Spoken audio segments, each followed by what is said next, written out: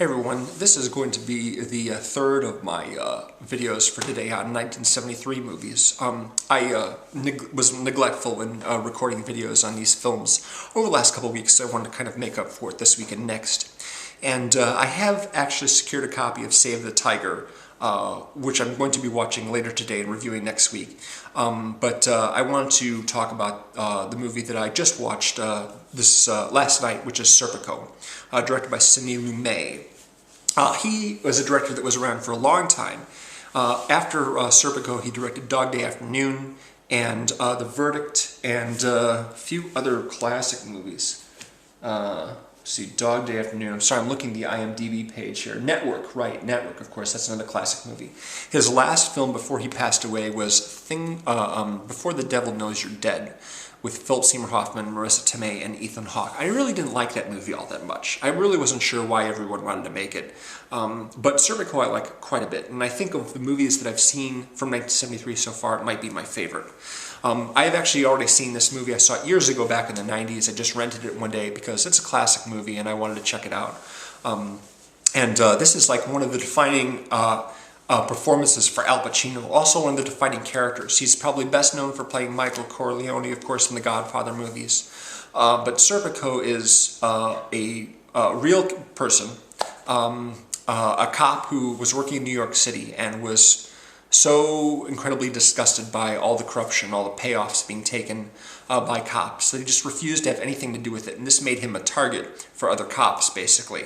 They were all afraid that they were going to rat him out, and at first he was like, look, do what you want to do, you know, I'm not a rat, I just want to do my job and protect people and put away criminals. I just don't want to take money for it because, you know, that's not what I felt cops do. Ever since I was a little kid, I wanted to be a cop, and I don't want to be even a little bit bad of a cop. I want to be a good cop, you know, and they just don't trust him. They figured that he's going to rat them out. They figured that that he can't be relied upon, you know, to be a brother in arms, because all the cops, all the detectives, they're all taking money. They get free food when they go out to eat while they're on duty. You know, they get payoffs on a regular basis, envelopes full of $100 bills. He doesn't want to have anything to do with it, you know, and that really puts him in a bad situation. He jumps from precinct to precinct to precinct looking for someone who is on his side, someone who has the same attitude that he does. Over being a cop is not just a job, and you benefit from it whatever way that you can, despite the fact that you've sworn to uphold the law. You know, he really believes in that. And he meets a couple of guys over the course of his career that feel the same way he does. And though they try and work together to sort of bring corruption out, they're stymied quite a lot of the time by other cops and their superiors.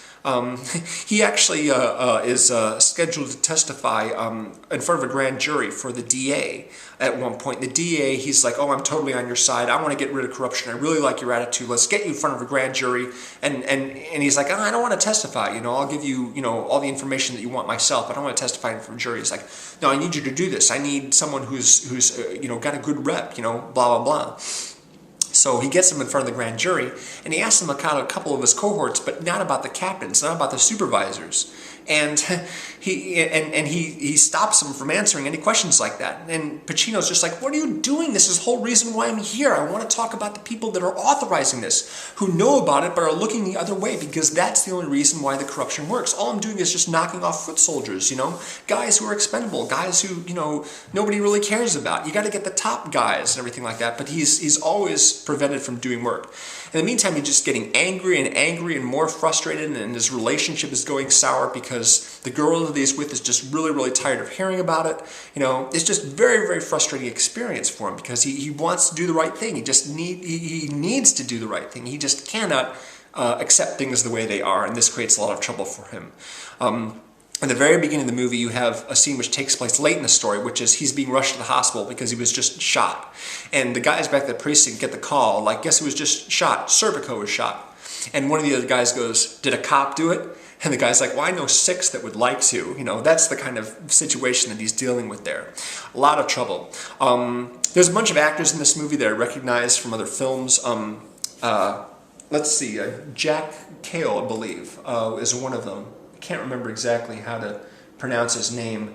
Kehoe, right. Sorry. I talked about him in one of the earlier movies that I reviewed. He's an actor I really like a lot. He's been in, more contemporary movies. He was in Young Guns too, actually, and The Paper and Falling Down, a few minor parts here and there, but he's a major character. One of the detectives that Pacino has to deal with and placate, despite the fact that he doesn't want to take money at all. Judd Hirsch pops up. He doesn't even have any lines. He just makes a brief appearance. There's a few guys I recognize here and there. But for the most part, they're mostly unknown to me, the actors who will play other cops in this movie.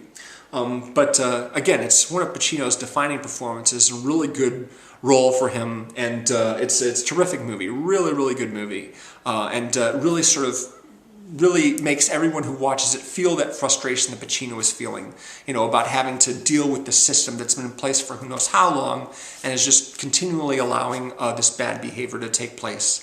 Yeah, terrific movie, terrific. So next week I'm going to be doing Save the Tiger with Jack Lemmon, which he won Best Actor for, if I remember correctly, and at least one other one.